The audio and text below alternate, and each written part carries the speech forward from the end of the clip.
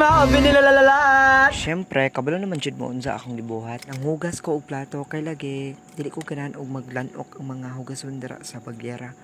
Mo gyapon kita man gyapon ang masuguan.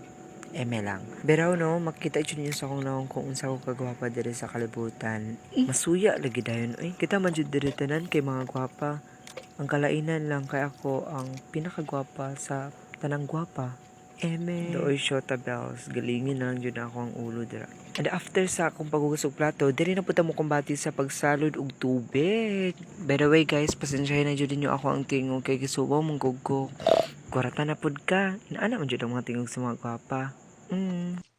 Ay, nahimo na dyan ako ng daily routine ang mag-aswat o mga bugat kaayo.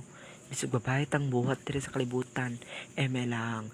Luya na sa iyong nakshi guys. Uy, nadaot na dyan iyang kagwapa diri sa kalibutan. Bye-bye. I love you guys. Mama.